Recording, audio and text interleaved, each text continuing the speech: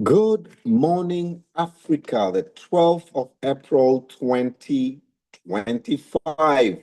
Another beautiful Saturday morning where we wake up and just look onto the ways where we can rewrite Africa's narrative. This is a wonderful place to be. I believe all of you, my viewers of Wake Up Africa, will agree with me that as we sacrifice, as we get out of our comfort zone, this is the place you want to be. Saturday morning, what else would you be doing Saturday morning? Sleeping? No. We don't sleep and hope that someday things will just be different. We have to create things, we have to create the environment that things get better. And this is basically um, what resonates on the topic of the day today, whereby we're looking on to jobs of the future. Jobs of the future. Before we ponder onto the topic, I would really want to take this opportunity to thank everyone behind Wake Up Africa in a very special way. I would like to thank, going by country, starting from home, Tanzania, where this program is broadcasted from, my dear friend Aminata Torre from Arusha. Thank you so much for your constantly being present to share your thoughts, minds about what's happening and what should be happening in Africa as we want to rewrite Africa's narrative. I would also like to thank, going to Kenya now, Patricia Ndede. For the couple of days, we've not had Patricia Ndede. Sadly, last weekend she lost her brother. May his soul rest in peace, and we are with you in spirit, praying for you, praying for your brother, praying for the family, and we hope that God gives you strength to go through what you're going through at the moment, and as you go towards the burial, which I believe will be happening this week. I'm not sure if I'll be able to make it, but I'll try. I pray that everything goes well.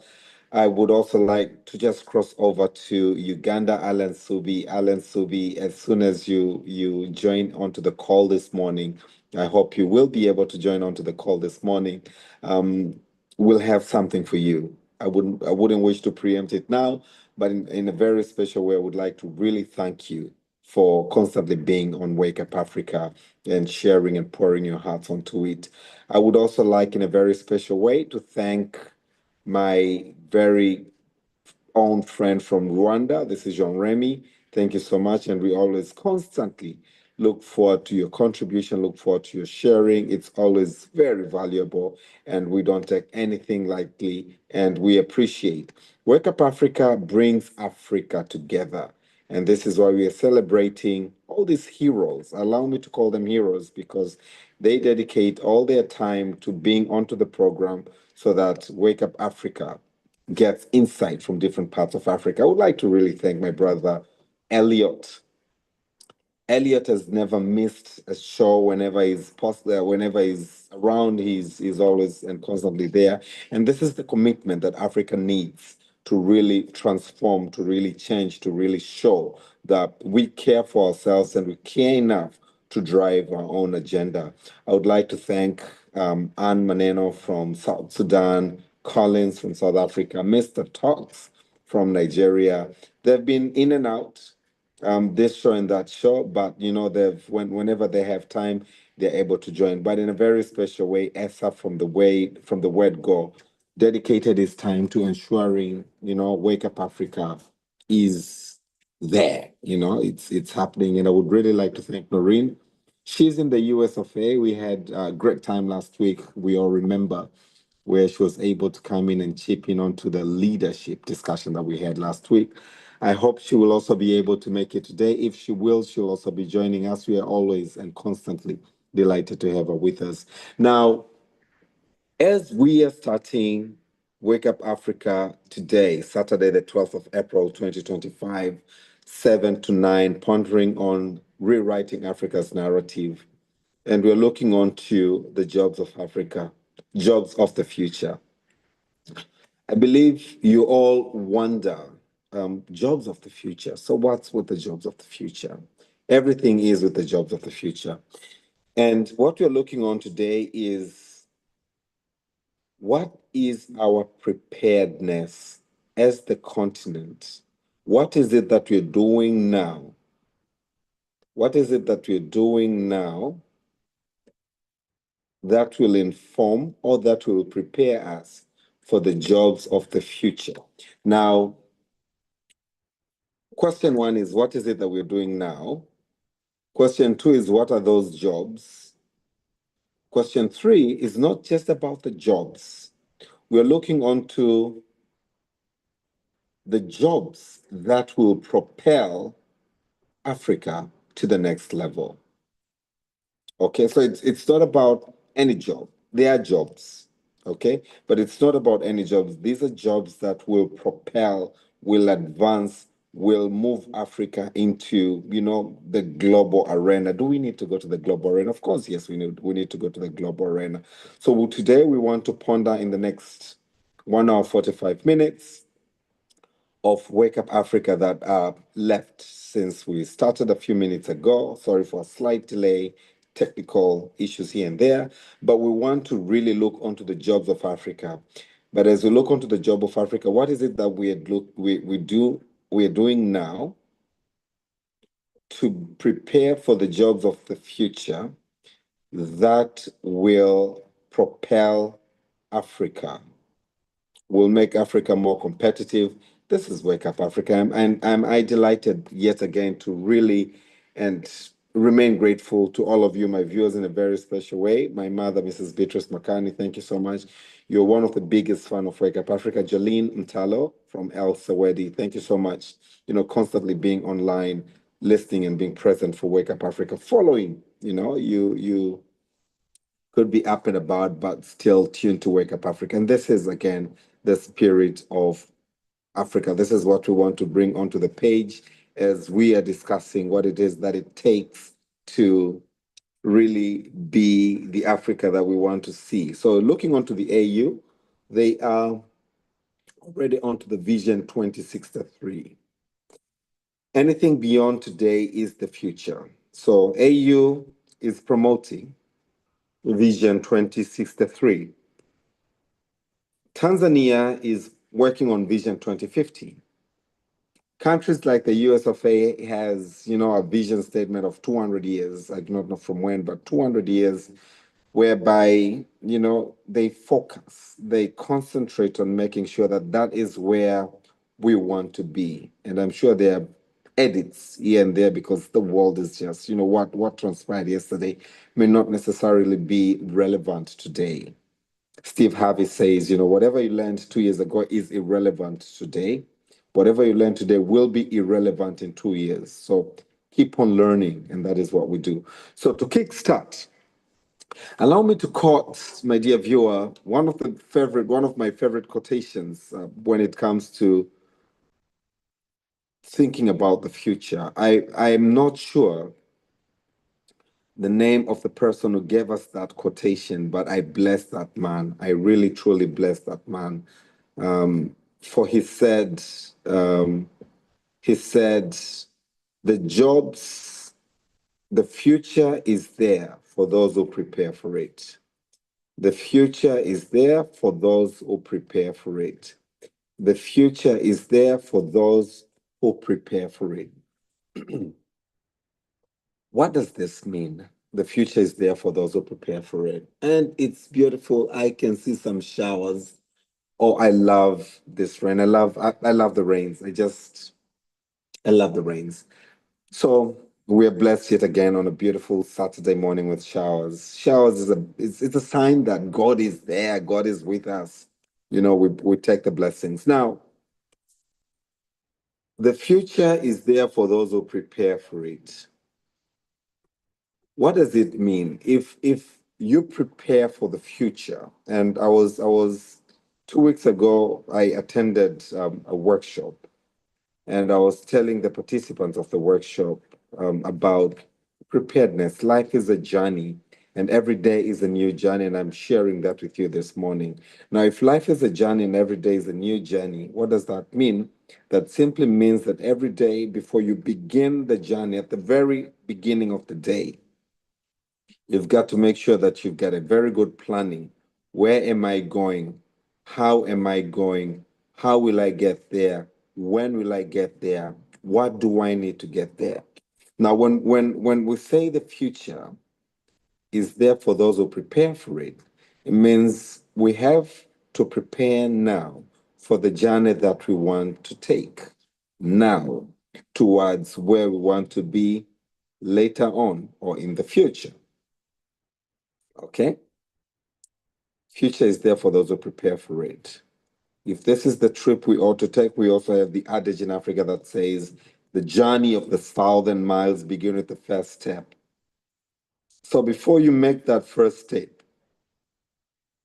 what it is that you need to envisage and prepare for. Do you need to carry a bottle of water?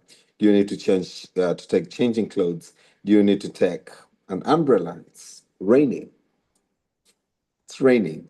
You probably want to consider an umbrella. What is it that you need to take for that journey for you to be able to go to get you to where you want to be? Now, with that in mind, Africa's future of work is increasingly shaped by technological advancements and digital transformations. We cannot run away from the digital and technological advancement. These are transforming Africa, these are transforming the world. And surprisingly, my dear viewer of Wake Up Africa this morning, I think it's Barack Obama, one of the leaders that we celebrate in our world today, that said, if you do not prepare the change, it will still come. Now, if the change is ought to come, we ought to prepare for it. We ought to embrace it, take it. Once you become rigid, once you want to fight against changes, like swimming against the currents or the waves, or fighting against the wind, you see the motion you've got to use what for. Changes are almost always good as they're almost always inevitable. Now, changes, technological and digital transformation create opportunities in sectors like fintech. And I will have one of the programs for Wake Up Africa just to discuss fintech one of these days. And as we look onto the fintech, a couple of years ago, we never had all these fintech. We never had all these, tech companies around. What do you do now if you want to call a taxi?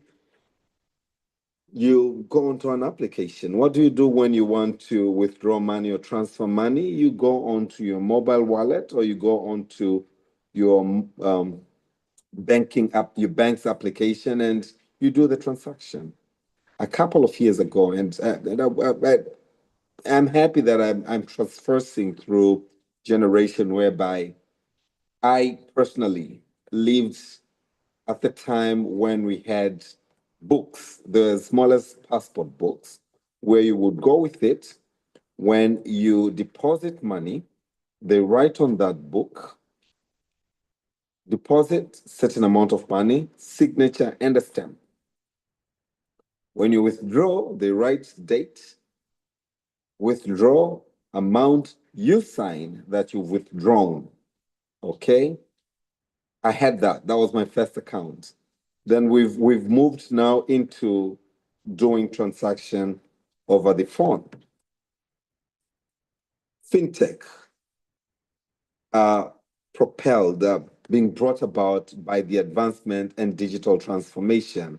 E-commerce, buying and selling online. See, I have a very simple example in my office. This is my office, whereby the Acon, I never met the seller. I never had a physical contact with him. I went online, substantiated my demands. I need 21 BTU, blah, blah, blah. I need 2 units for my office. I got the quotation. I got the bank details. I deposited. The next morning, the air conditions were fixed in my office. E-commerce, buying and selling online. But what about other digital services that happen every day? As I mentioned, the likes of hiring a taxi. We've seen Uber, we've seen Bolt, we have InDrive, etc. You see, all these are what are shaping the world today and tomorrow. And there are many more opportunities through technological advancement and digital transformation in the fintech, e-commerce, and digital services, to name a few. Now, what happens to the traditional industries? And of course, we are going to look onto the pros and cons, advantages and disadvantages of both. But what happens to the traditional industry that we used to have? Are they going to die? Of course, digital platforms cannot tailor a shirt. They cannot make watches. Of course, you can tell time from your watch, but what if your phone dies out of battery? Of course, there. We'll get onto that as we're looking onto the jobs of the future. But again, these are all opportunities now. While traditional industries like agriculture, as I said, if you look onto the value chain, cotton goes all the way to producing fabrics, etc. And services remain significant. We still are cognizant of the importance of the traditional industries. The new roles are emerging in fields such as AI, cybersecurity, and data analytics, fueled by continent's growing digital economy. We are there. Digital economy, that is where we are at the moment.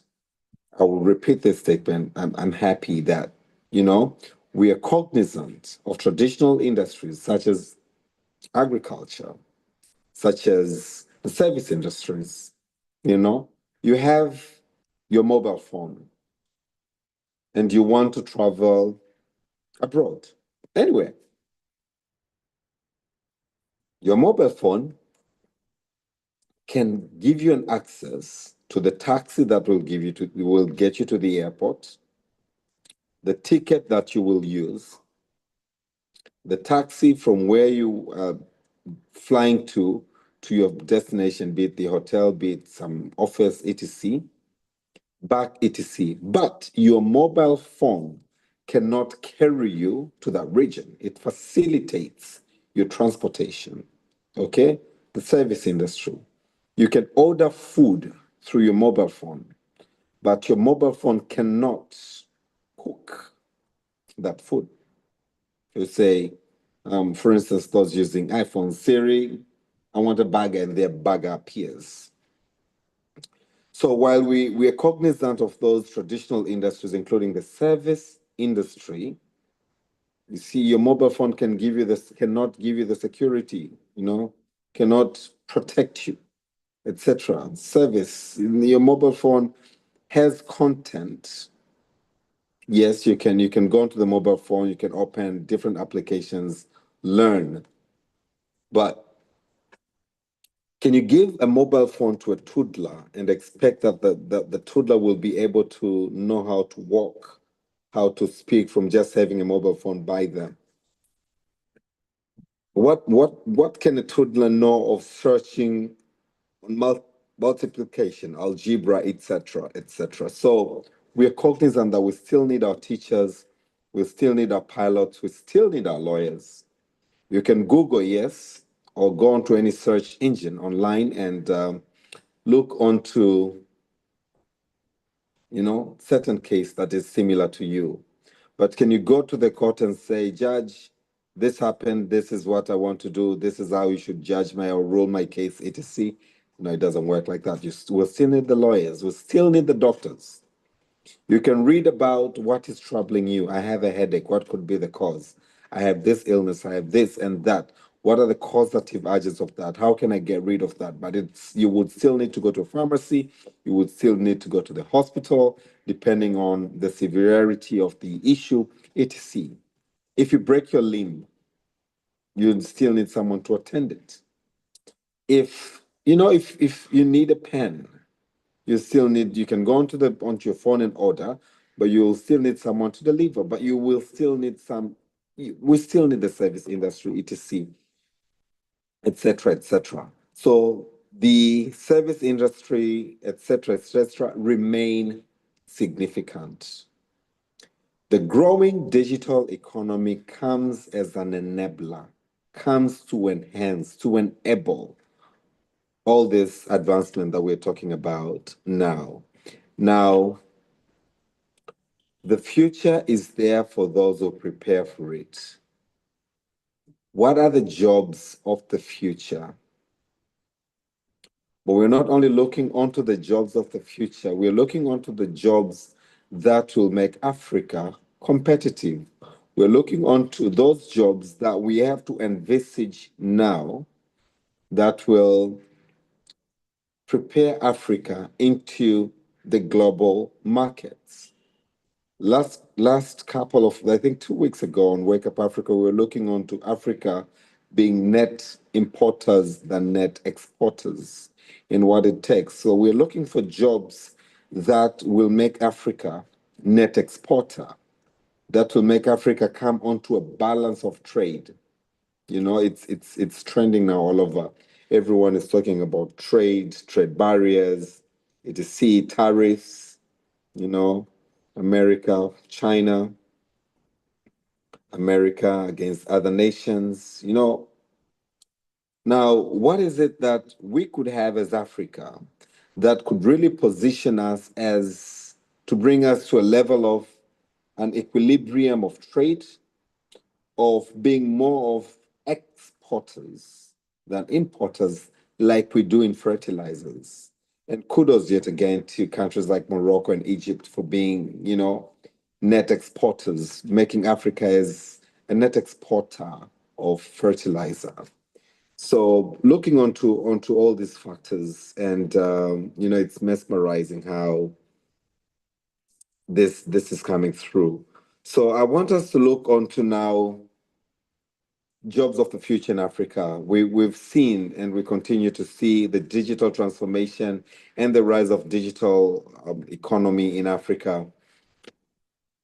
Fintech and e-commerce, as I had said, Africa's mobile money adoption and growing digital infrastructure are driving demand for jobs in the financial technology and in commerce, including roles in online platforms, delivery services, and customer support. I've been in the media industry for quite some time. I'm delighted and I'm so honored. When I worked for media 25 years ago, yes, 25 years ago, if you ask my managing director then, Joseph Kusaga, great man, great mind, and the late Ruge Mutahaba, my general manager, probably the best mentor I've ever had. I'm grateful for the two mentors that I have now, Ron and Juliana. Thank you so much. But Ruge shaped me to what you're mentoring now. Now, if you told Ruge or Joseph then that, you know, there will be something called podcast, there would be Wake Up Africa. I will be producing Wake Up Africa every Saturday morning live. Even going live back in the days to some of the programs, especially TV, was a myth. How can we do that? What happens if, you know, fear of quality, fear of everything? What if power surge? There's a power surge. What if, you know, anything happens, etc., etc. Now, this is what we could not see 20 years ago, 25 to be precise, 25 years ago. But we're here now. Wake Up Africa podcast is on, bringing the entire African continent together, going live on YouTube every Saturday morning. I can't remember if we had YouTube back in the days. I cannot remember. I know we had all sorts of fantastic technologies then, but I can't remember if we had YouTube and if you could, you know, if you could be live, broadcast live, etc., etc. Now, digital transformation and the rise of digital economy has made, which is propelled again by Africa's mobile money adoption. I did say that my friend, our dear friend and co-producer of Wake Up Africa, Patricia Ndede from Kenya, lost her brother. And, you know, we are sending condolences from all over to support the funeral. Was it easier? Would you have imagined then? I recall I had my first mobile phone back in '97, and then kept on improving and changing. All those kinds of mobile phones we used to, big ones, huge batteries, you know. But you would not have imagined that we would get to where we are today.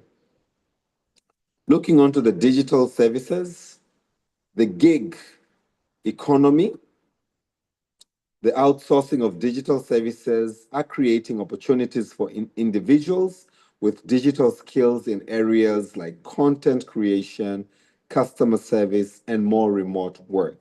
And COVID, a couple of years ago, taught us a lesson. Wow, it's been almost 5 years since COVID. You know, it has taught us a lesson. You would not imagine that you could work remotely. Can you work remotely?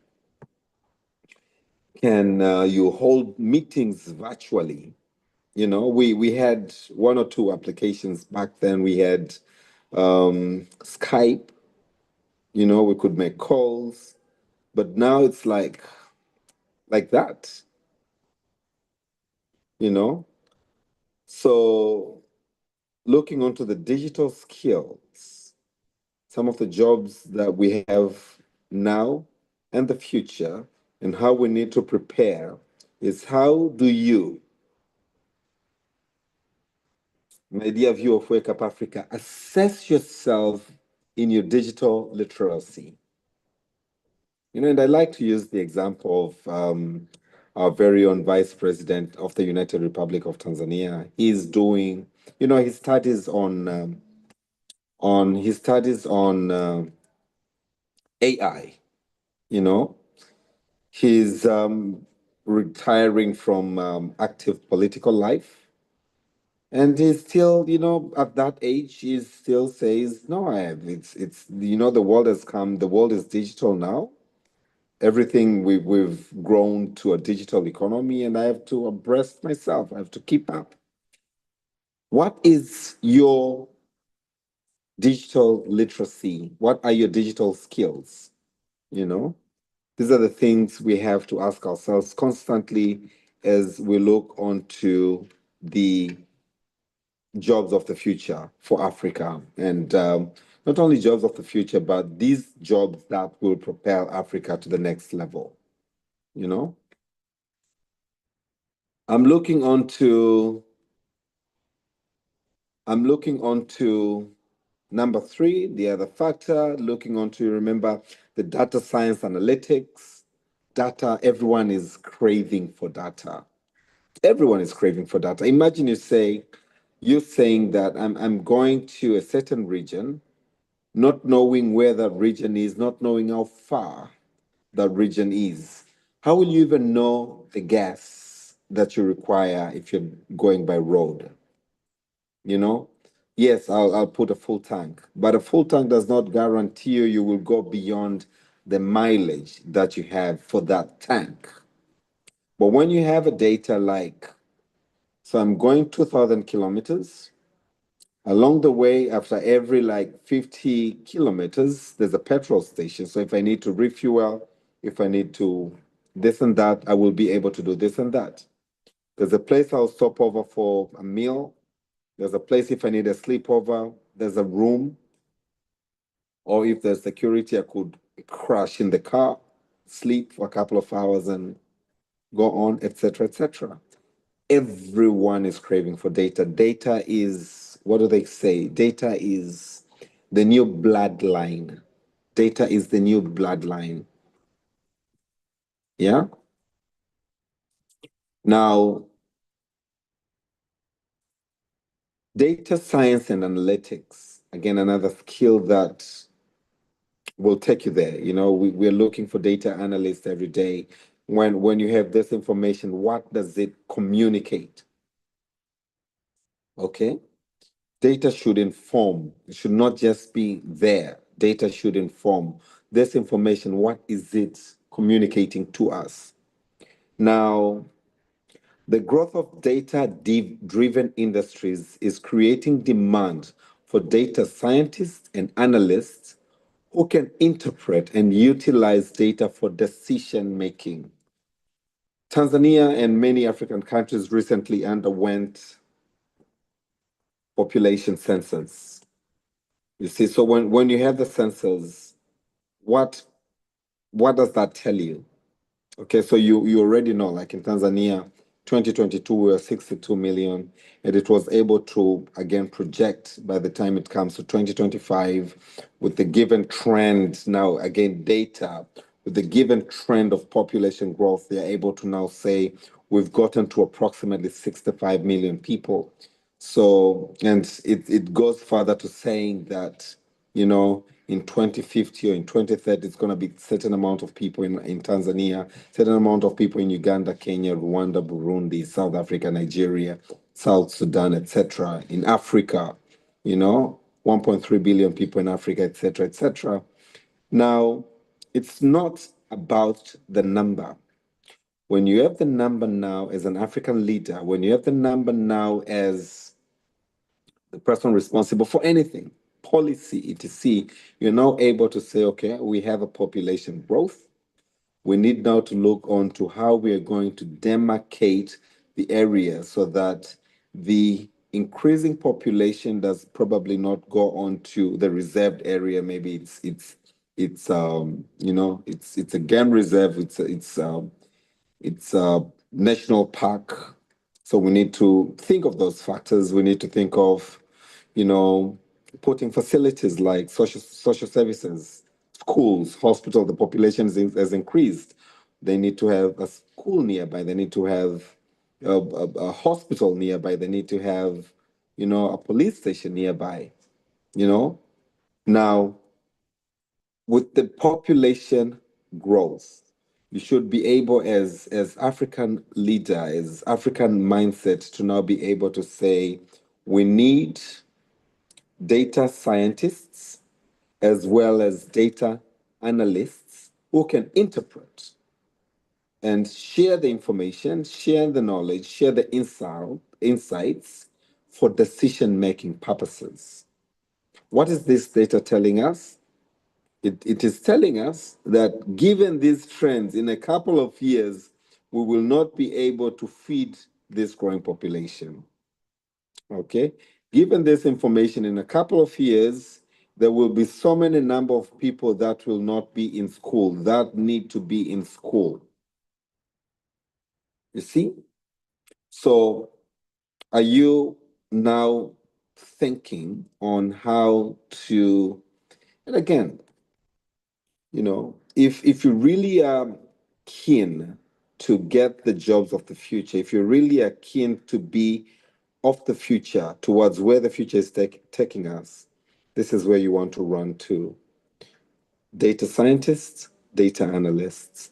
This will definitely and always come in handy. Good thing is, they say we cannot all be teachers as much as we cannot all be doctors, we cannot all be lawyers, we cannot all be students, we cannot, so be that.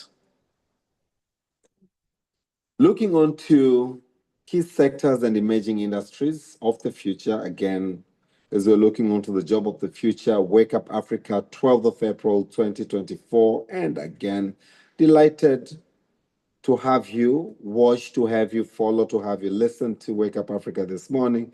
We're looking onto the key sectors and emerging industries to start with the renewable energy. You see, as Africa transitions towards sustainable energy, opportunities are emerging in renewable energy development and management. We're not using fossil fuels anymore. We should not be using fossil fuels anymore.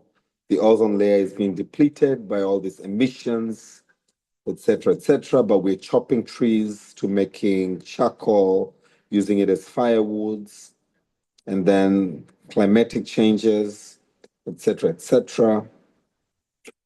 Now, renewable energy calls for alternative energy, which is renewable.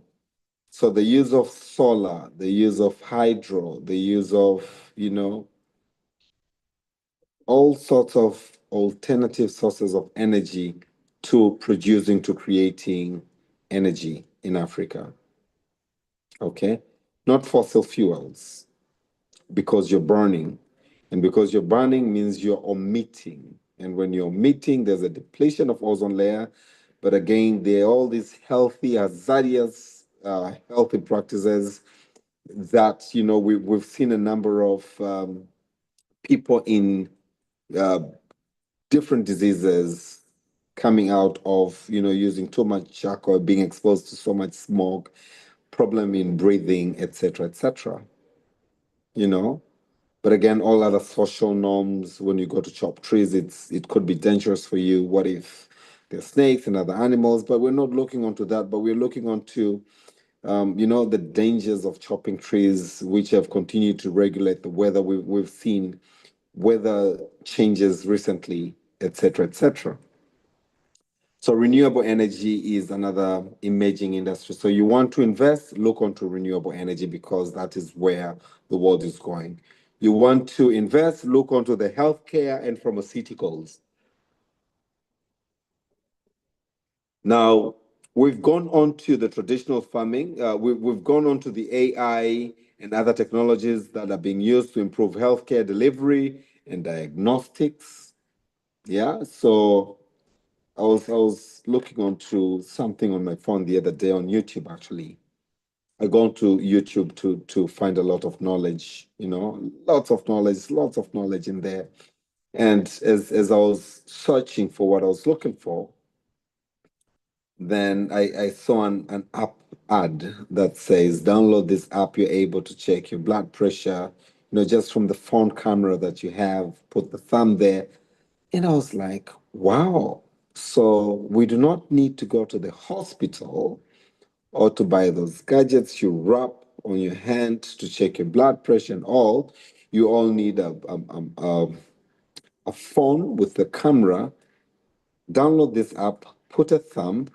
It's free of cost. I do not need to walk. I do not need to call 911 for an emergency. I do not need to call an ambulance to come and wow. So healthcare and pharmaceuticals, AI, again, artificial intelligence and other technologies are being used today to improve healthcare delivery and diagnostics. Okay, leading to new job opportunities in this sector as well. Diagnostics. So, my dear viewers of Wake Up Africa, my dear Africans, as technology, AI, and everything is just advancing, we ought to go side by side with it when it comes to healthcare and pharmaceuticals. Okay, agriculture. Now, I know I spoke about agriculture as earlier on as a traditional industry, but now, while traditional farming continues to be crucial, we all eat, we all drink, all this comes from agriculture. It is important to be cognizant of the technological advancements like precision agriculture, agrotechnology, which create new roles in the sector. Okay. I think 2 years ago in Tanzania, when my minister for agriculture, if I remember well, if it was 2 years ago, in the parliament spoke about drones in agriculture, and I'm sure those who were in the parliament, not very technical savvy, not so much brought into this kind of world where like drones, agriculture. Yes, so drones could be used for irrigation, you know, drones could be used for many things. Drones could be used to monitor if there are any diseases in the farm. Drones could be used to check pests. Drones could be used to check, the so much in the agriculture, but we've gone beyond that. Apart from drones, you're now able to test the soil. And I learned this many more times, including this week, beginning of the week, when we are doing some workshop in Dodoma, that you're able to, and congratulations to the government of Tanzania yet again. So what has the government of Tanzania done? We have commissioned the study for soil in the entire country so that The soil can inform the government of the type of crops that can grow in certain area, and if that certain area requires fertilizer, what type of fertilizer and what amount of fertilizer is required. Wow. Again, kudos to the sixth regime of the United Republic of Tanzania. And I believe many African countries can take that as a case study and just do that for their countries. You see, so traditional farming, it's not about trial and error anymore. Let me just put the seeds. Let me see if they will work. No, you take the soil sample and they're able to tell you the pH. They're able to tell you everything about that soil, and they're able to tell you that crop will not be supported in that soil. That soil requires uh, so much nitrogen, so much potassium, etc., for that crop to grow. This is where we are, and this is where we are going and beyond. Okay, in agriculture. What about education? Another service sector I did mention. The rise of online learning. Okay, I have my friend Peter, my partner, who has, and I'm celebrating him, who is teaching digital literacy online and many more. As I said, if you go onto YouTube and write a class on bakery, and you would find many results telling you how to do bakery. If you go onto different platforms here and then you search 1 2 3, they will come. Now, the rise of online learning and digital education tools is creating opportunities for teachers, creating opportunities for educators, creating opportunities for developers of online learning platforms, but also online learning content. Content producers, podcasts. Before you know it, when you get to a certain amount of viewership, you start earning. So why don't we start producing content, relevant content that can inform today and tomorrow? Relevant information that will empower more people to be more powerful so that we bring Africa together. The agriculture sector, the health sector, the education sector. Moving on to the sectors, renewable energy, we spoke about that, and it's mesmerizing. you know, Skills that are required for the future. What are the skills that we need to prepare for? What should our education today teach us, train us, prepare us for? Digital literacy, I spoke about it, technical skills, soft skills. What are these? Basic digital skills are becoming essential for participation in the modern workforce, and individuals should invest in training, to improve their digital literacy. Imagine you're going for a job interview and there's a computer and they tell you, write an essay about why you think you're the best candidate. And you ask them, what is this? And you ask them, how do I put this on? And you ask them, what? You know? So, digital skills today, tomorrow, after tomorrow will continue to be so relevant.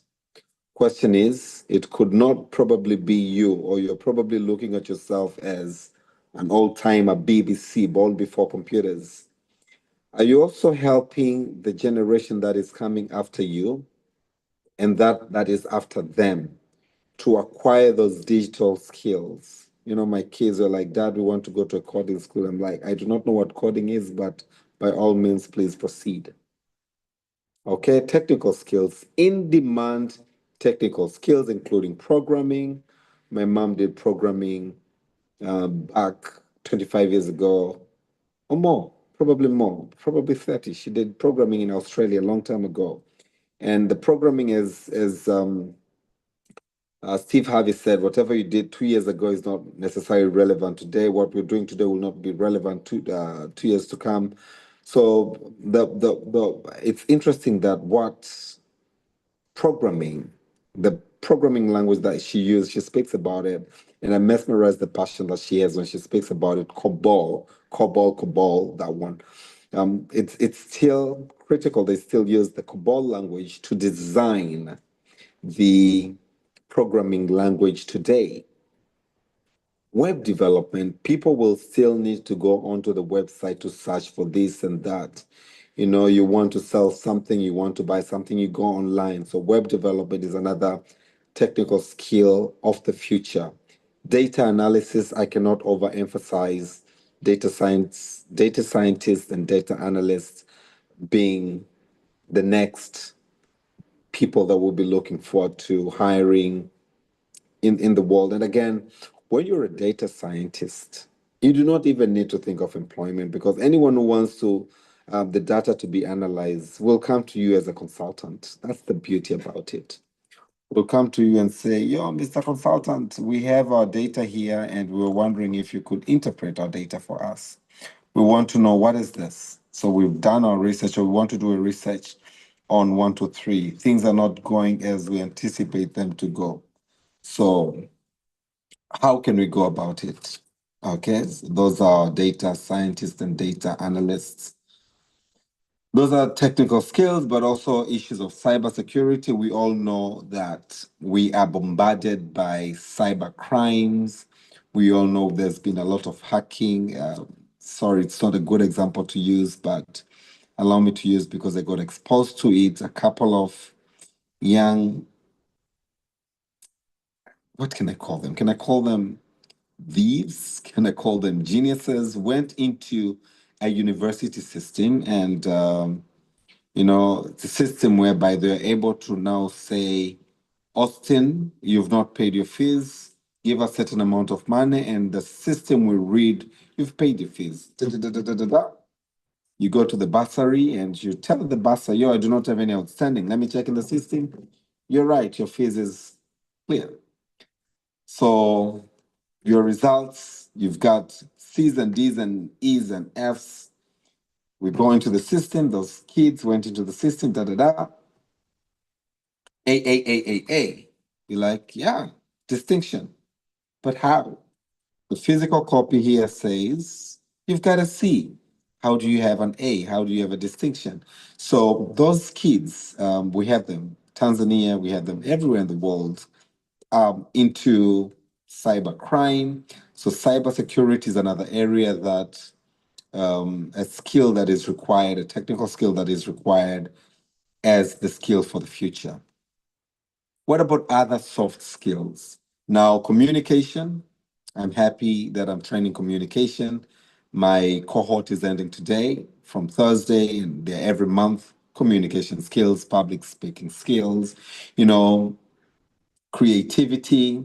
Yes, creativity is a soft skill. You need to be able to analyze things. And these are taught, these are practical skills that, the more you expose yourself to them, the more you are creative. Problem solving skills. You're given issues, blocks, arrange this, solve this, how do you tackle this, how do you handle that? And eventually you become adept to problem solving. Adaptability is a skill. You can't just constantly be so rigid. you have to be you have to have an adaptability soft skill, are also becoming increasingly important as they enable individuals to work effectively and efficiently with technology and adapt to changing job requirements, changing future requirements. you know as I said, you go to an interview and you cannot even use a laptop. It's crazy.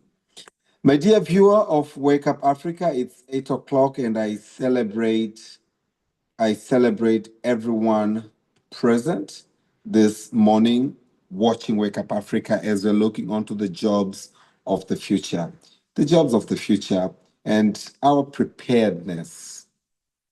We are looking onto the jobs of the future for Africa and what it is that we need to do now as Africa to prepare us for tomorrow. The future is there for those who prepare for it. But as I said from the onset, that this job should not just be for me and you and that's it, but should be the jobs that will bring Africa onto the next level. Okay? So we are celebrating that. We are pondering on that today. And as we are looking further onto the topic, we are now looking onto entrepreneurship and innovation. Africa is a very strong entrepreneurial spirit. You know, the generation now where we spoke at the beginning of the fintechs, we spoke about, different technologies that are coming in there, here and there. Now, Africa has a very strong entrepreneurial spirit, and the future of work will still depend on individuals who can innovate and create businesses and services. Now, there's an aspect of environment which is critical. There's an aspect of capital which is critical. Now, we spoke in depth about environment last week, but this is not last week, this is today. The environment that we live in is crucial in shaping the future that we want to see tomorrow. And I was giving my class an example yesterday that when you see a baby, a toddler, attempting to stand up and walk, what do you do? Do you stop that child, or do you create an environment whereby that child, if there are any obstacles, you move them? If there's anything that you want the child to land on, maybe a fluffy carpet or some soft ground, so that when they fall, anything, they don't hurt themselves. As you see, now environment plays a crucial role in ensuring that we are prepared for the future. Environment. When we speak about jobs of the future and when we speak about the skills that are needed for the future, we're speaking about institutions. We're speaking about the teachers, the tutors, the mentors, the coaches who can impart that knowledge, who can impart those skills so that you are now able to learn. Okay? Even if you're speaking of self-taught, you have to go online and find that content, which is good. That means there's someone who learned, someone created that content, someone put that content online, and you're able to download it and learn. Jobs of the future. So the environment plays a crucial and vital role into that. Okay? The people, your support system. What does this mean? If you're surrounded, and we have an adage that says, tell me the 5 people that you spend most of your time with, and I'll tell you what your character is. If you're surrounded by a certain group of people, oftentimes you tend to do what they do, you tend to speak what they speak, you tend to live and lead the way they live and lead. Okay? This is why I always challenge young people that if you want to be rich, what do you know about rich people? What books do they read? What life do they lead? What places do they hang out at? What clubs, what associations, what activities, what corporate social responsibilities are they engaged in? What networks are they in? And all this information is online. If you want to know what Warren Buffett reads today, go on YouTube and Google. Go on Google and say Warren Buffett's favorite top 10 books, and you'll see them. He is among the richest men in the world. What does Bill Gates do for fun? Now, we all have 24 hours to live. We all have 24 hours to live. The rich middle class, the poor. It is what you do within those 24 hours that will define your next course of action, your next move. Look onto how you do what you do in those 24 hours. Leave away the aspects of discipline, etc., that you ought to have within those 24 hours. Okay?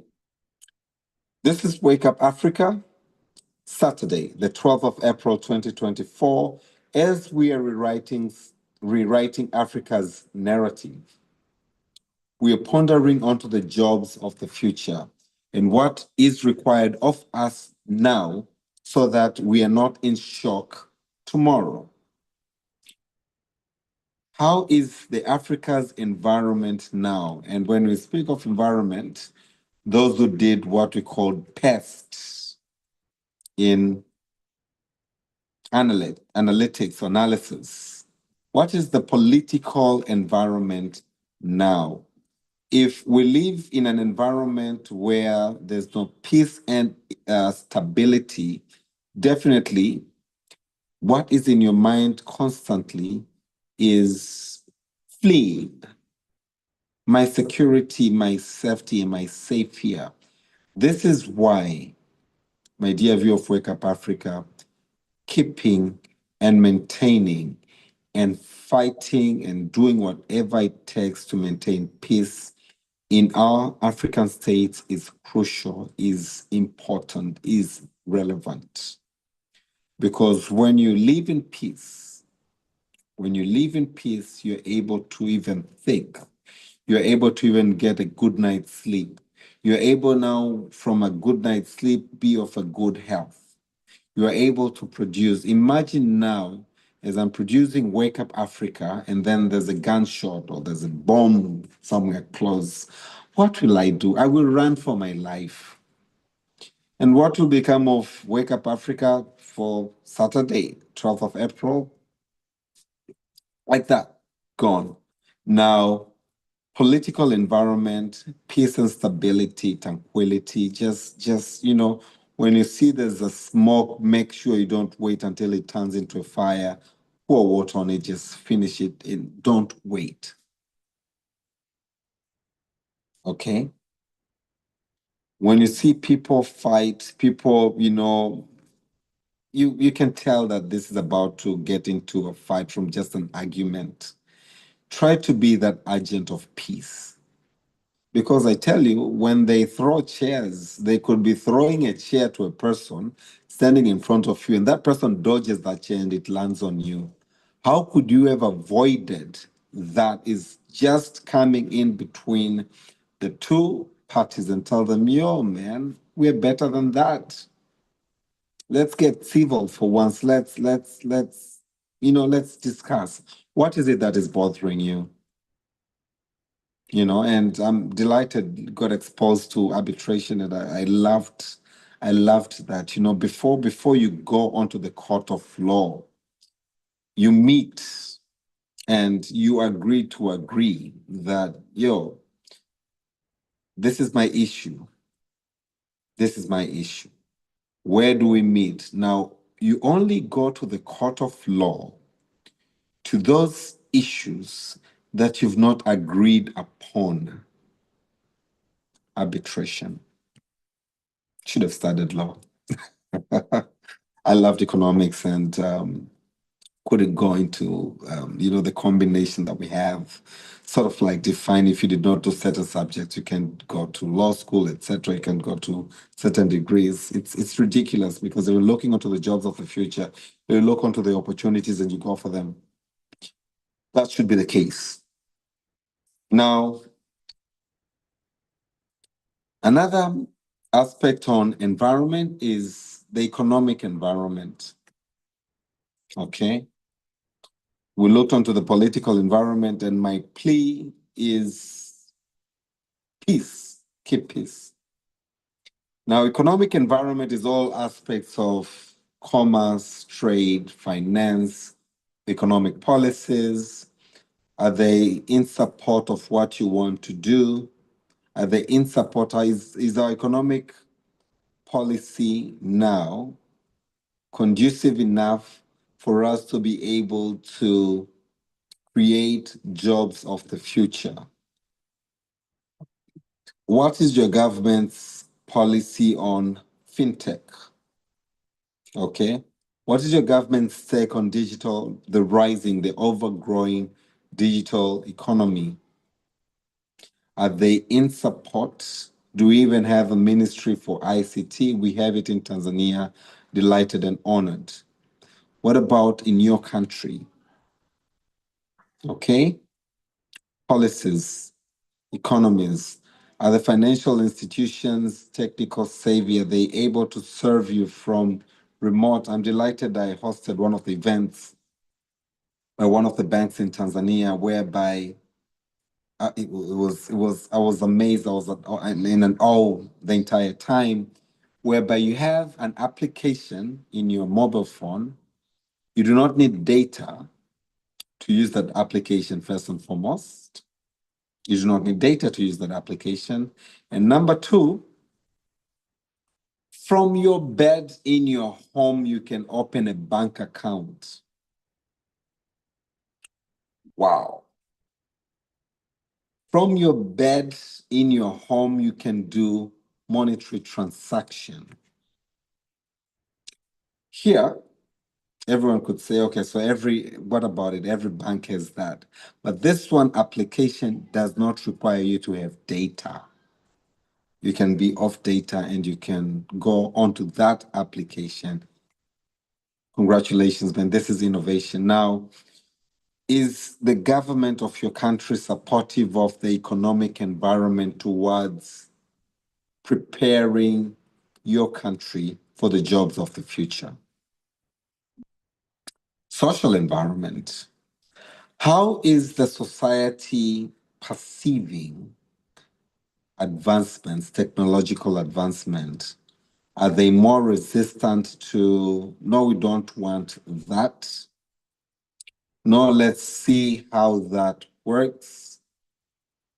I know of many governments that resisted Bitcoins. I've not gone so much into the details researching this and that, but I know a couple of governments. I do not know where this blockchain technology is at the moment. I need to up my game and find out. But I know of governments that resisted. No, we do not want that. How do we have a financial system, a platform that we do not have our hands on? You see a blockchain technology, Bitcoins, etc. You can do more with blockchain technology, not only Bitcoin. Bitcoin is one of the examples that uses blockchain technology.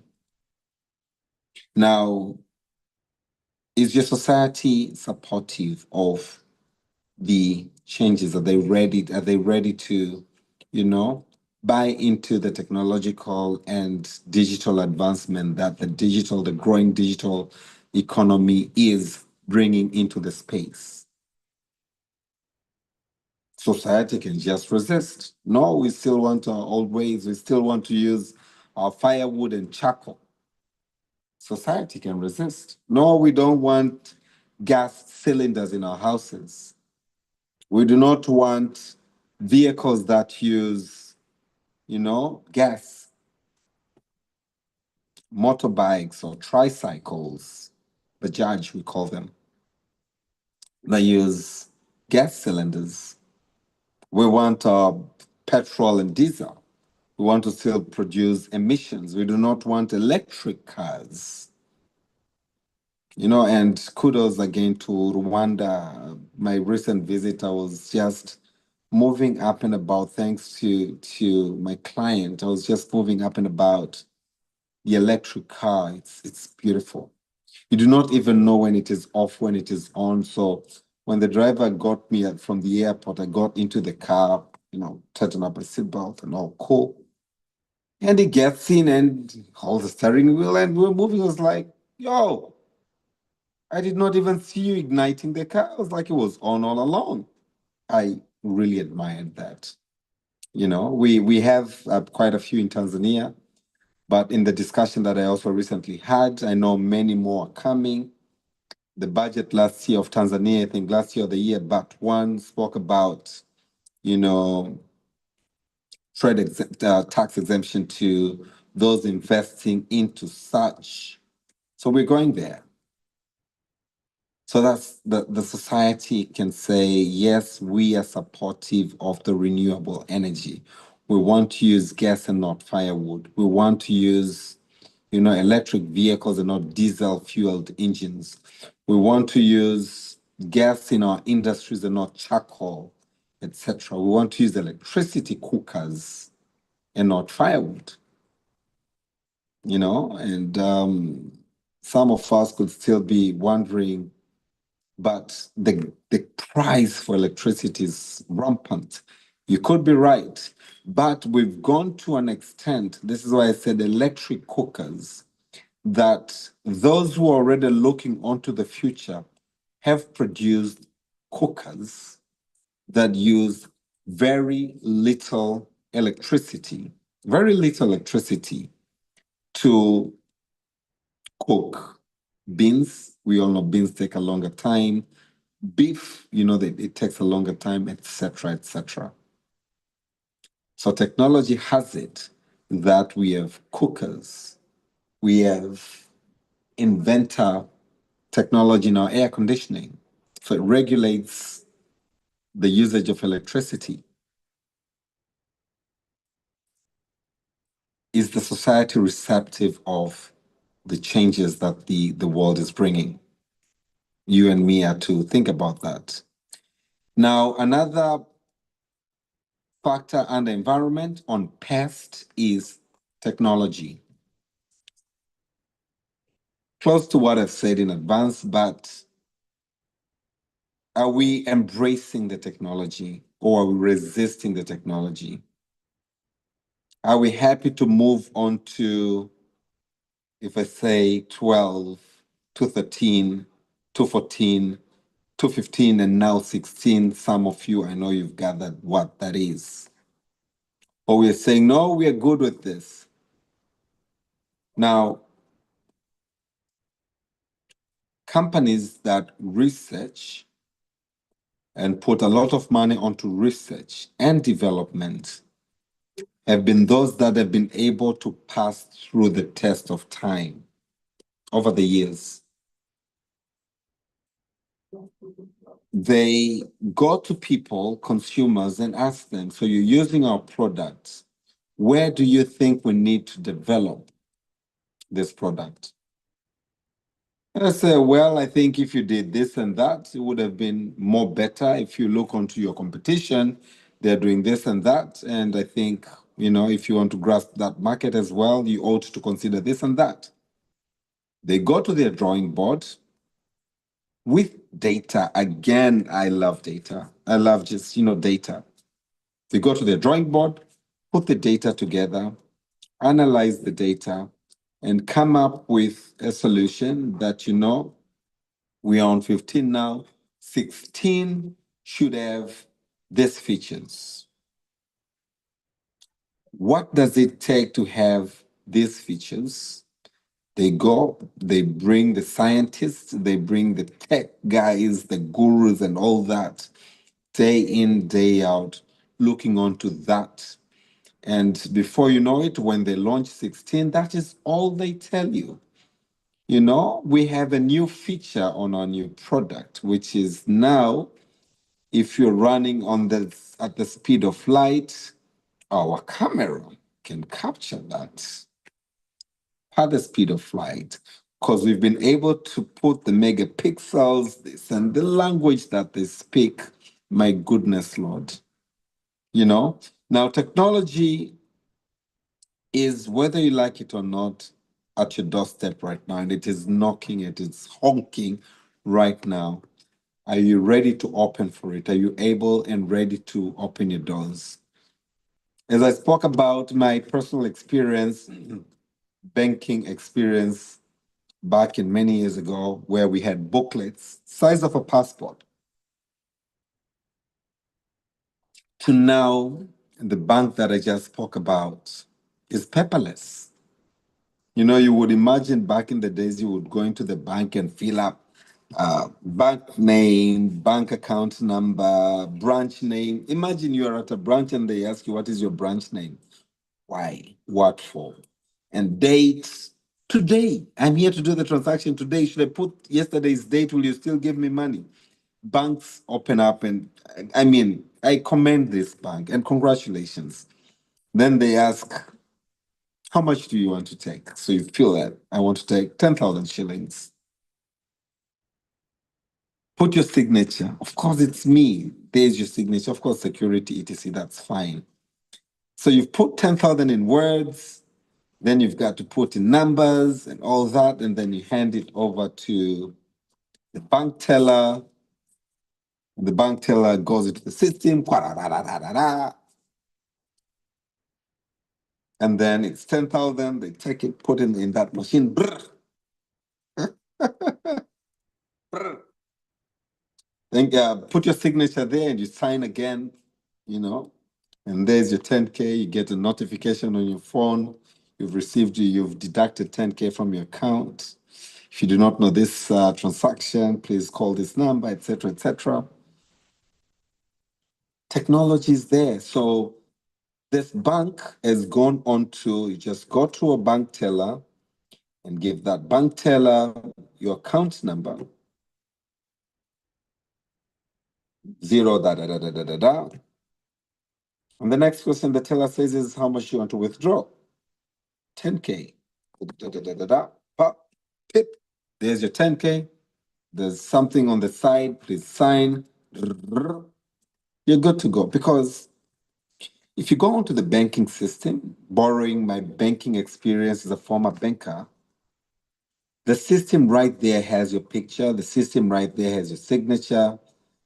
They see you. This is why the computers that the bank tellers are using are not facing you, they're facing them. So they're able now to go onto the system and be able to see you. Hey, this is him, this is her, this account has money, and they're able to tell you do not have that amount of money in your account. Sir, why? Because they've been able to get into your system. And they can tell you don't have that amount of money, but no, it's not coming yet. Okay. One of the challenges I encountered yesterday, again, I will not mention that bank, was that there was electricity problem and their server had an issue. If now the server had an issue, they could not access the system. And since they could not access the system, they were not able to tell me my bank balance. I could not get the statement. I want to get the statement.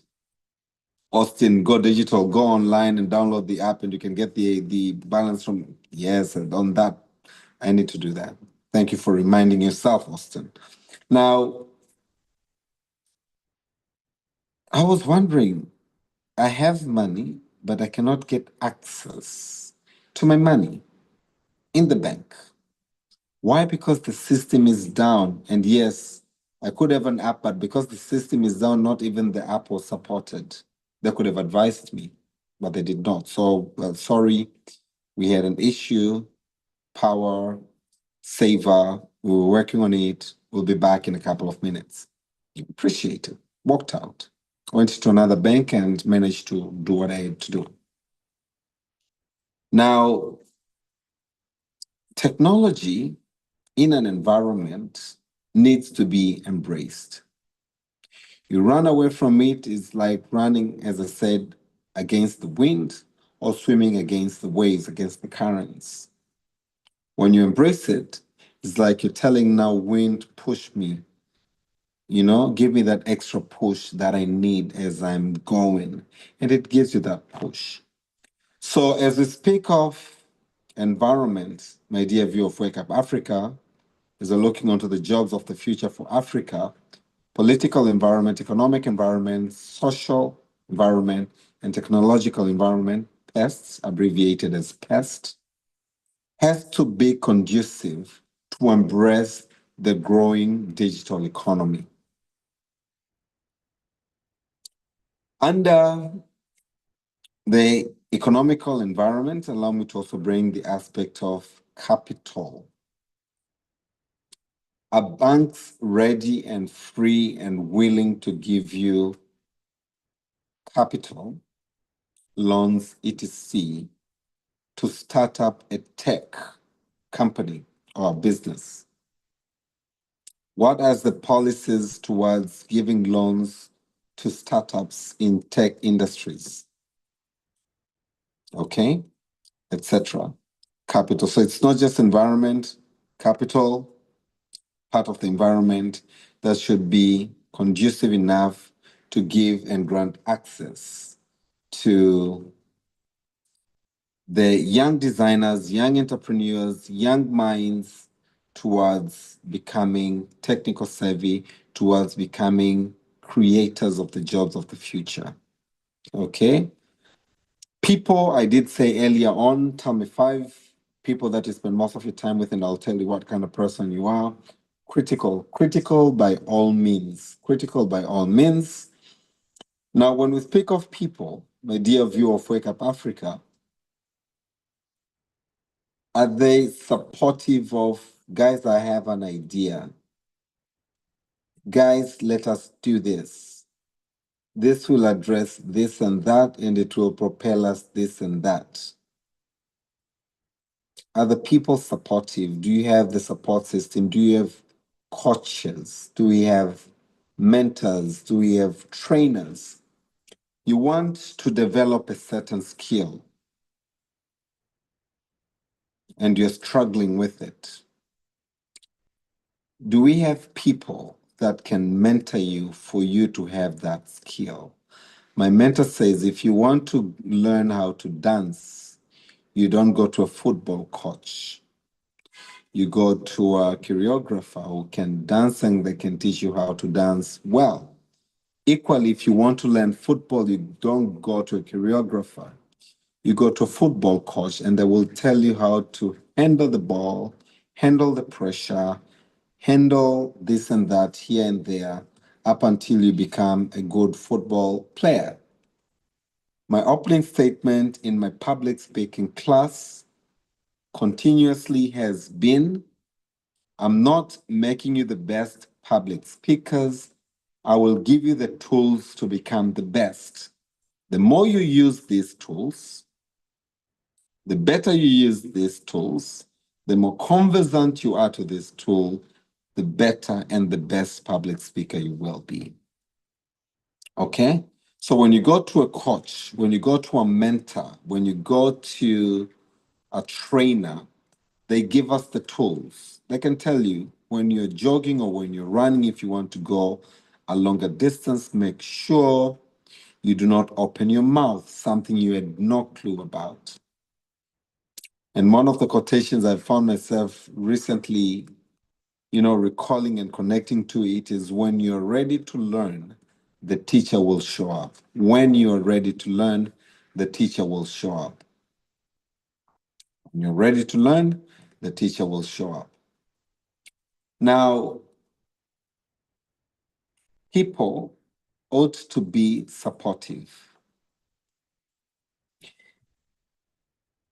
Going on to the final point, onto what it takes to embrace the beautiful future that is ahead of us, is the discipline.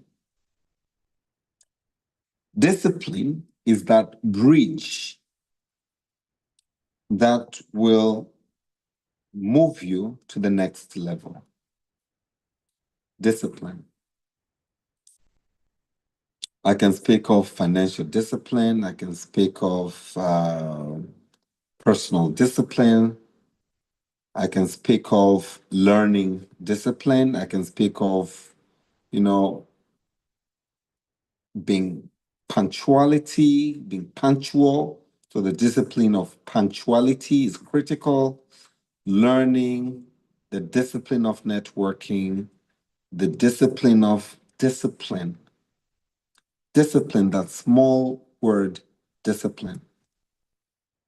What about discipline? We are in the digital economy, we're in the digital world. And we all have seen that in order to navigate through this digital economy or digital world, we have to be technical savvy, this and that. Now you say, aha, I'm on for it. You set time every Saturday morning. I want to take a class, or 2 or 3 times a week. I want to take a class on data science or data analysis. And then you show up the first Saturday. The second Saturday, you say, why not I do it in the afternoon? The afternoon comes, oh, there's football. Let me watch this football. Then I will continue with this program. Then football ends. Oh, it's been a long day. Let me just go out, take a walk, have a quick 1 or 2 drinks, and come back. I can do the program later. Before you know it, oh, it's Sunday tomorrow. I have to go to church early and I have to sleep early. I'll do it Sunday after church.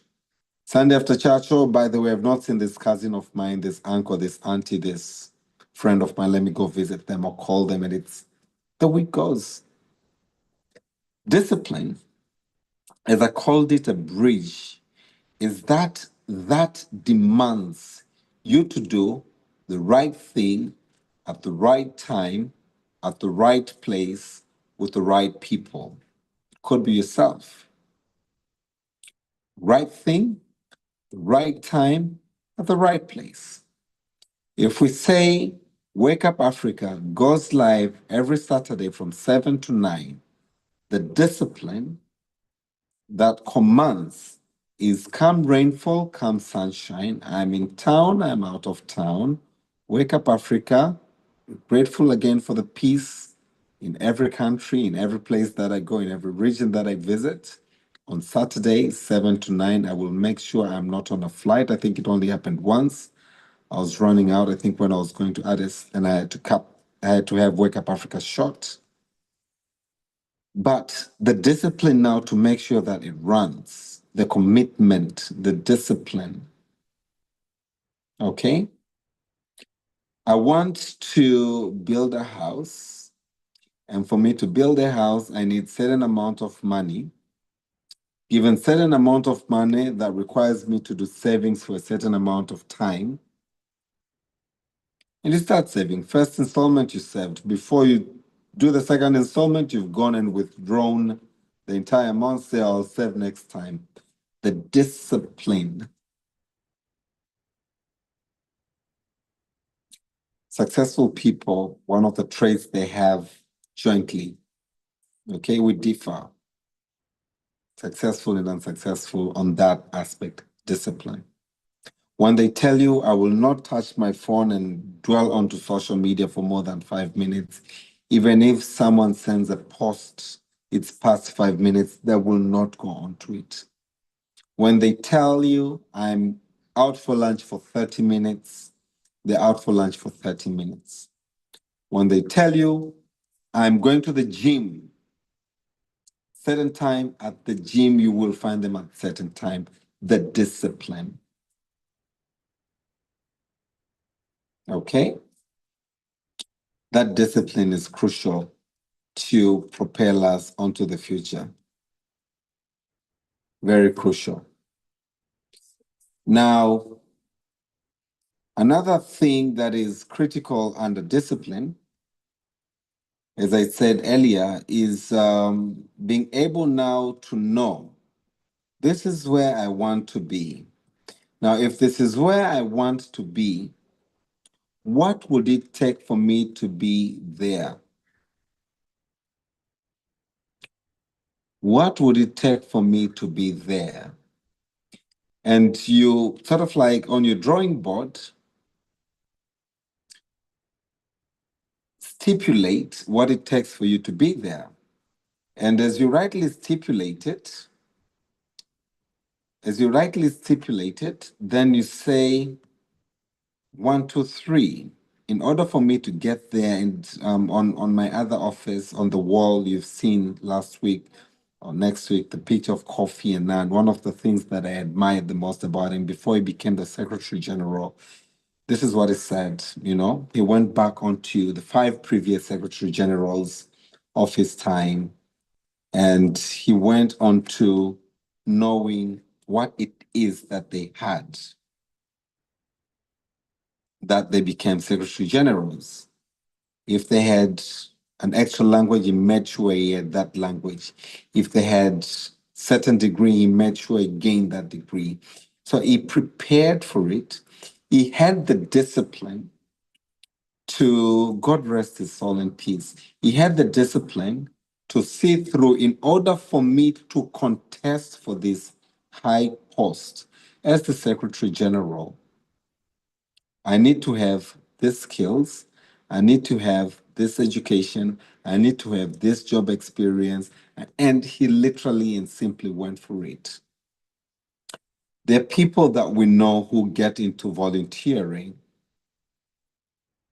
not because they have nothing to do, not because, they're there to gain the experience. And what they put on their resume at the end of the day is I was in certain and certain country, certain and certain job as a volunteer in this. And as a result of that, I was able to, bring into the organization certain amount of money as a fundraising volunteer. We did this event and we were able to raise certain amount of money. I've seen you put an ad looking for fundraising manager. I would really wish to put my resume for your consideration for this post.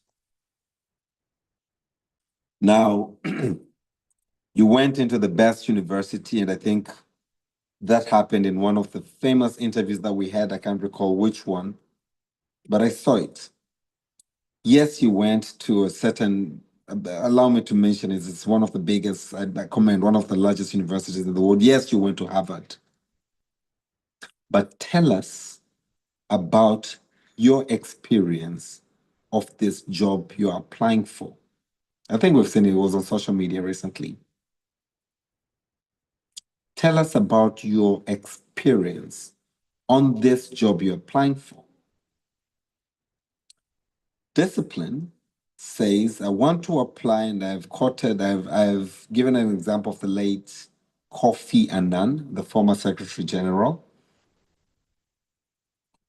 of the United Nations, where he said, if this is what it takes, let me spend a couple of years working tirelessly day and night to make sure that I have these skills so that,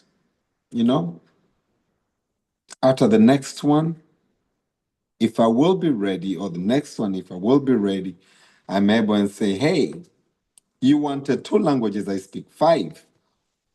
You wanted computer literacy. I do not only have computer literacy, but I also am a data scientist and a data analyst. Hey, you want this, but I also have this and that. And look at my resume. I've worked with this company. I've done this. I've worked with this. I've done this. I've worked this. I've done this. I think and I want to believe I'm the best candidate for this job. No one will refute that. No one will ever say, oh, by the way, no. You went to the best school. That does not necessarily say you have the best experience of that job. Okay? Discipline is now for you to tell yourself, that is where I want to be. What does it take for me to be there, my dear viewer of Wake Up Africa? As you're looking onto the jobs of the future for Africa, this is where we want to take the continent. What does it take for us to get there? All it takes for us to get there is that discipline. We've put up the line, we've put up the vision, and we do whatever it takes. Whoever comes into power does not bring into the ideas by crushing the predecessor's ideas, saying, oh, laid back. This is the fresh idea, fresh mind, that this is where we're going. This is one of the reasons why we tremble. This is one of the reasons why we do not make it to the journey. Every new driver comes, we're going that direction. Now, every new driver comes in says, but Who knows there's a bumper that side? Why don't we divert a little bit and see if there's another way to get us there? And then we divert. Another one comes and says, no, no, no, no, no. I think this person was misguided. Let's go this side, further north, further south. Let's go that speed. Let's go slow. Let's slow down a little bit. Where are we taking Africa, my dear viewers of Wake Up Africa? With these mindsets, vision, and we borrow examples of great nations like the US of A, to saying that this is where we're going, come Democrats, come Republicans, this is where we're going. As a country, this is where you're going. You come in, you bring in your government, but this is the direction.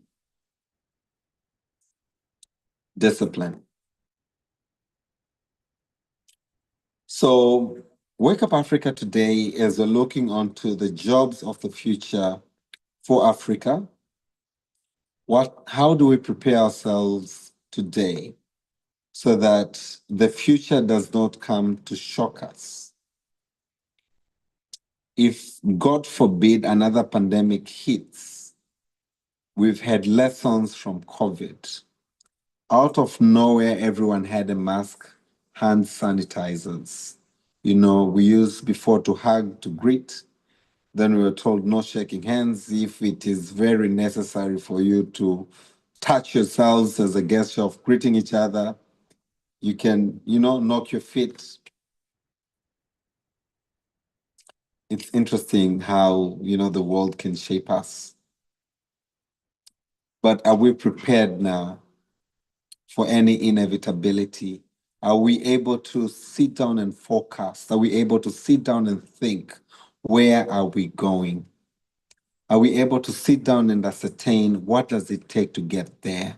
Are we able to sit down and tell that in a couple of years, and oh my goodness, Lord, some of us were able and lucky, we were present and lucky to drive the manual cars. And I'm happy to have been in that generation that has, been to the stuff geared car, stuff gear.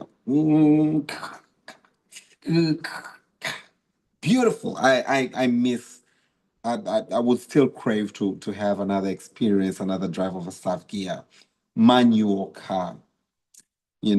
Some of us never had jumper starters back in the days, if you recall, to now driving automatic driven cars. We've seen in the most recent past cars that are driven without drivers. Okay. They're still on tests. They're put on the road. They again research and development. They saw this and that. They took them back on test. There's still probably one or two still on test, but they're there. Drivers. We know of trams that are, remotely driven. We know of drones that go from one country to the other to deliver goods. Fly a drone. We've seen, not a very good example, I don't like wars and conflicts, but we've seen drones that are at the war fronts. Even if you shoot them down, you're not killing any soldier. But they, etc., etc. Now,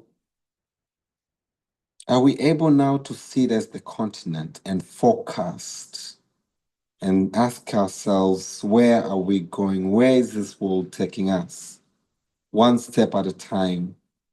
And I know of, and I love this example, I can't again put it into perspective which car company this is, but what they do is they go into a school and they tell the students, they get them into a contest, I think, to tell them to draw, what do you think would be the type of the car by look that they would want to drive when they grow up? And the kids draw all sorts of funny stuff. And this company goes back into their offices, to the drawing boards, analyze the information they've gathered from these students, and start envisioning those vehicles. Now, this kid will probably be 18 plus where they're able and allowed to start driving. I think 18 is across the world. Tanzania, to have a driver's license, you have at least to be 18. Um, driver's license. So in the next 10 years, maybe when this kid is 18, we need to have developed this type of a car. This is now the futuristic mind that we need to have in stock. Now, last week we spoke about leadership, and now we need to bring a lot of new blood into position. New blood that is cognizant, one, two, conversant, and appreciative of the fact that we are in a digital world. We are not stopping anytime soon. And that this leadership needs to bring that acumenship, that mentorship, that guidance onto what it takes for us as the continent to prepare for that future. What it takes for us as the country and eventually as the continent to prepare for the jobs of the future. As we celebrate Africa Continental Free Trade Agreement, as we celebrate the regional economic blocks, the RECs communities, regional economic communities, we ought now to come together and think of what I also mentioned a couple of weeks ago on Wake Up Africa, what we call a global value chain, whereby raw materials come from within the RECs, industries are from within the RECs, consumers are from within the RECs. We tend to look for markets, not being cognizant of the fact that our local markets are bigger than any market you can ever imagine. They come to us looking for markets. We go to them looking for markets. They come to us because we have big population. We go to them because God knows this and that. I always kind of think of if I can afford $2,000 to travel to take my products to a certain country, $2,000 could be a capex, capital expenditure. Invest in technology, expose those products to my consumers, put them in a container, voila. If you want to go to Japan to buy a car,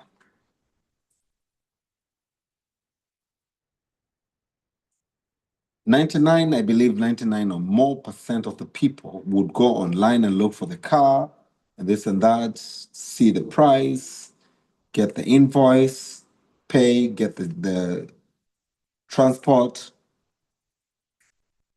and the clearance company, do this and that. But how many of us want to buy a car and say, I'm traveling to Japan to go to drive, try the car. If I like it, pay for it, put it in a ship, come back with it. Nobody does that. Okay. I know of companies, few companies that do that. When you want to buy a customized vehicle, then they would ask you to go there. They would take you through the manuals, etc., etc. It's interesting, you know. But yeah, you know, in what Maslow said in the hierarchy of needs, when you get to a certain level, the top level, the ego, this is where now you want to get into a place with a car that, you know, responds to a voice prompt. Engine on, may probably even not make a sound. Show me the direction to a certain place. This is how to get to a certain place. See? the navigator, and then you're off you go.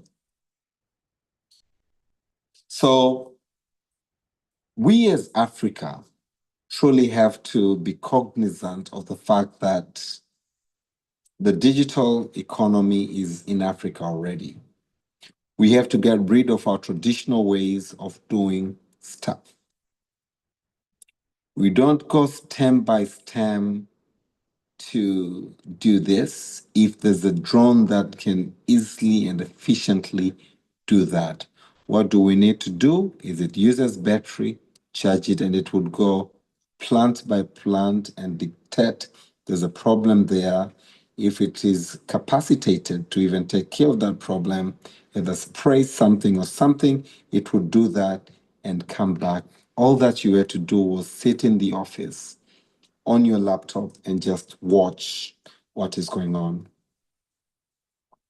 in agriculture. Education. Do we still need physical classrooms to impart education? And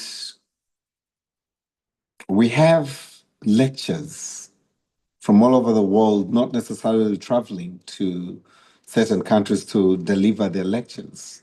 From wherever they are, you go into different platforms, which some are free to use, Teams, Zoom, etc., many platforms, beautiful platforms where they can share their screen, clear audio, clear visual, play video, play a documentary. Fantastic. Do we need physical classrooms? If we do not need physical classroom, universities should now probably be thinking of opening classes in remote countries that could be receiving lectures virtually, if they're not doing that already. I'm sure they are. There's something called telemedicine.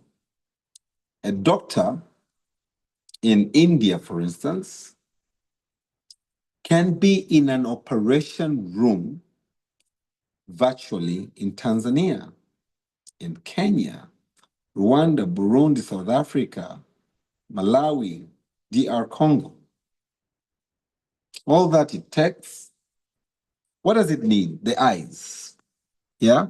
Now, if I'm able to bring the doctor's eye from that country to this patient, the next thing that the doctor would say is pull that, do that, and the procedure is complete.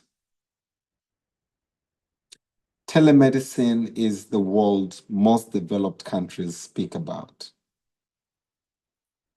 I got exposed to telemedicine, I think, 10 years ago when I worked in one of the regions in Tanzania, the regional health block, whereby we were told, this physical medical camps that you're organizing may not necessarily be relevant in the future because a doctor can talk to a patient and can already advise on what diagnostics to take.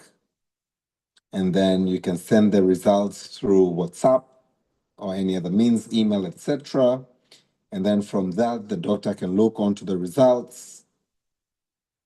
And then the doctor can prescribe the next course of action or treatment without any physical contact with the doctor.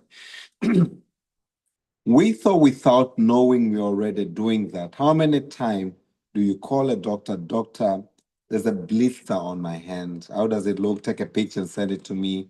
Use this and that there, and you'll be okay. Use certain medicine and you'll be fine. If it persists, then go to the hospital, seek further medical guidance. We are doing it already. But again, where we are going, it's even more advanced. So this again from a call from us, Wake Up Africa this morning, to the future and aspiring doctors that, digital or telemedicine, where we're going, we need to see more and more of that. Now, you as a tech person watching Wake Up Africa this morning, You as, a supporter into this field, how are you preparing any technology that will be a bridge between a lawyer and a complainant, between a doctor and a patient, between a mentor and a mentee?